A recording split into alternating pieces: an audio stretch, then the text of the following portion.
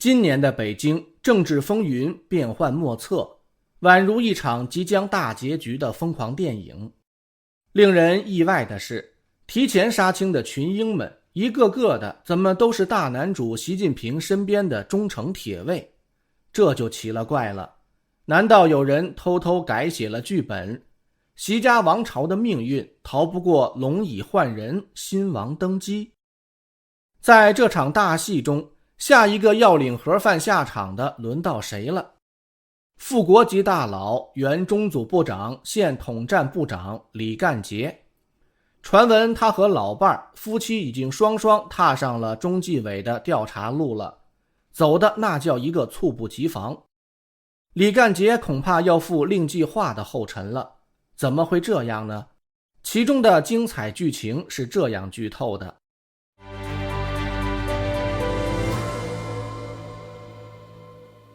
您好，这里是希望世界识海秘辛，我是云天。李干杰的夫人和已落马的前山西省长金湘军的老婆，早从官场闺蜜团升级为贵妇代理行。地方官员想升官，找这两个官妇就对了。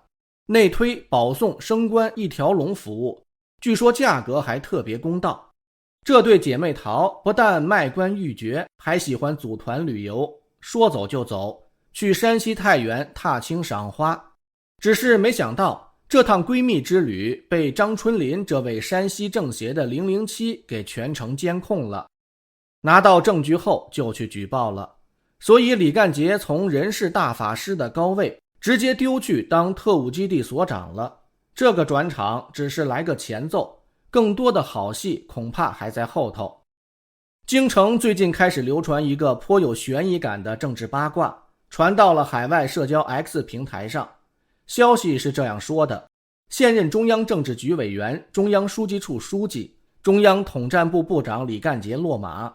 有分析认为，李恐怕已经被拖油瓶旧部张建春拖下水了，要步令计划的后尘了。令计划，观众朋友您还记得吗？那位曾经的胡锦涛金牌秘书，从办公厅一哥被调去统战部，没多久就换穿条纹装了。现在这一招又来一次，李干杰也从权力中枢中组部被温柔挪移影子系统统战部，分明就是提前撤离方便抓人的前戏吗？李干杰出身清华，专攻核反应堆，听起来就是个不该卷入政治斗争的理工直男，但他偏偏就趟了这趟浑水。说起他爬上去的路，那可是一张晨曦门生 VIP 卡，打遍天下无敌手。这晨曦是谁呢？清华帮的领军，睡习近平上下铺的兄弟。李干杰从彭丽媛老家山东准备起飞，恭候着晨曦电话的一句话：你该上来了。终于被空投进中组部当掌门，开启了他的权力之巅的剧本，成了习近平身边最倚重的人事裁缝，动动手指就能缝出一个省长一个部长，有时候还能缝出个副国级。早在2023年，就在习近平稳坐3连任后，一场史诗级的捧习大会悄然上演。人民日报不声不响地抛出了一篇署名中组部理论学习中心组的文章，火力全开地向习表忠心，从文章开头到结尾一句比一句肉麻，令人怀疑是不是稿子选错了模板，把情书版贴了过来。文章中不但把习选封为权威教材，还高呼习是当之无愧的核心、领袖、统帅、掌舵人、领航人。要不是字数限制，估计连战神和宇宙中心等词都能给加上。说到这份激情四射的政治文学作品，就不得不提到这位时任中组部长的李干杰。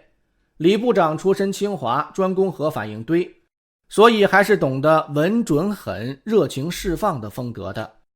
有人说这篇文章的既视感太强，像极了当年林彪对毛泽东的精神拥抱。李的这波操作，把毛时代万岁万岁万万岁的精神风貌完美复刻了过来。文章还不忘下达动员令，组织部要当好2个确立的排头兵，2个维护的突击队，简直像是给人事系统开了一场军事演习。李部长不拿个将军头衔都说不过去。只不过李部长学林彪学得太快，后续会不会连结局都一起学了，那可真是悬疑片里的彩蛋了。毕竟当年林副主席坐飞机跑偏的故事震惊世界，看来历史真的是个回旋镖，绕一圈又砸回来了。在体制内茁壮成长的理工男，笔下有爱，字里有衷，写着写着一不小心就把自己也给写进了历史的回声里。李干杰现在的仕途看起来有点悬了。这位技术出身、忠诚打卡的核反应堆男，本来手里拿着中组部的大印，只要你想升官，不管你是哪路神仙，最后都得排队见李大人一面。就在大家以为他要一飞冲天，下一站直奔政治局常委时，啪一纸调令，从天子近臣一下子变成了外围的工具人了。更有传闻他早被内定处理，统战部的调动只是承前避后、杀鸡儆猴的过场戏。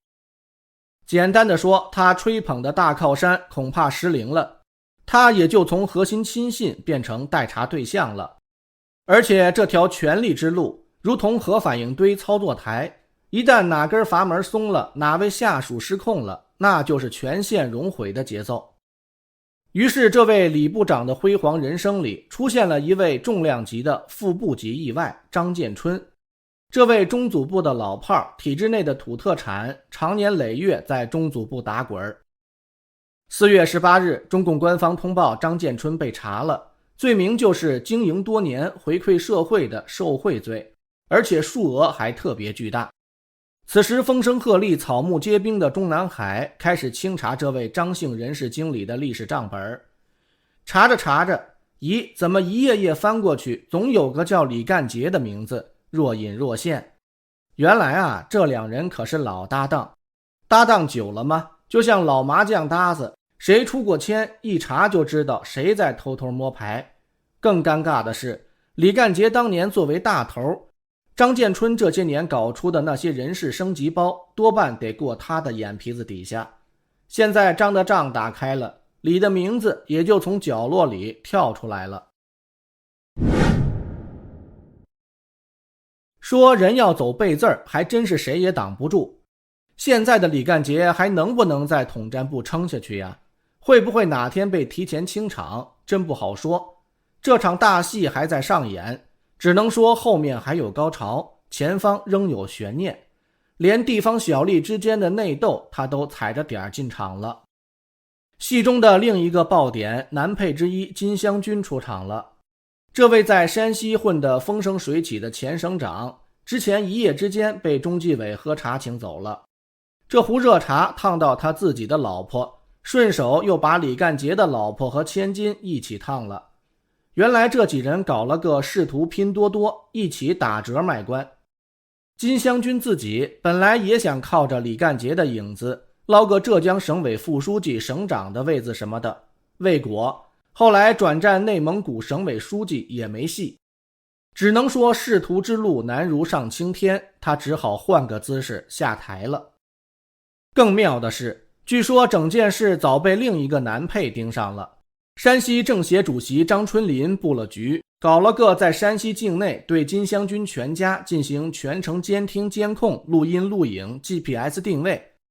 观众朋友，不服不行啊，看看人家可真有本事，地方官场内斗都拍出了谍战大片的感觉。可怜这对金家和李家的姐妹淘，本想拍拍古迹、赏赏风景，顺便吃个面什么的，结果一举一动都被录了下来，都成了犯罪实录。调查线也开始向李干杰家人扩展了。难怪金湘军被带走调查后，第一件事竟然不是交代案情、交代自己，反而第一句话就是我要举报张春林。观众朋友，顺便说一声，这么精彩的故事都是由旅居澳洲的蒋网正先生披露的。那么问题来了，张春林是谁？为什么敢碰李干杰这条清华大白鲨？难不成他不怕习近平吗？按理说，一个地方小吏怎能扳倒皇帝的心腹大将？唯一的可能就是小吏的背后有人撑腰，而大将的靠山自己都快被下架了，看他还能保住谁？这一整套剧情看下来，像极了宫廷大戏，权臣内斗，主君失势，亲信被祭旗，朝中要出大事儿了。清华出品的李干杰肯定是习近平的人马，这碗茶难道也快凉了吗？怎么半年不到就从人事总管变成事在人为了呢？今年这一连串的人事泥石流不禁让人怀疑，李干杰这一跌不只是个人悲剧，而是气氛指标。传闻李干杰换岗这事就有背后元老派的施压，而近期落马的高官一水清一色全是习近平的亲选家臣。如果是习看走了眼，那这个黑锅肯定得让管人事的李干杰背。如果习已经失势，那习家军就要被别人一锅端了。这场大戏怎么收场，恐怕还得看习皇帝能不能稳住自己的龙椅了。满朝文武好自为之了。一个党内最懂核反应的人，最后恐怕还是逃不过政治核爆。在这个体制内，每个人都以为自己是打手，直到最后才发现，原来自己只是祭品。这里是希望世界识海秘辛，感谢您的陪伴与思考，请订阅分享并打开小铃铛，一起在动荡中坚守真相，在黑暗中点燃希望。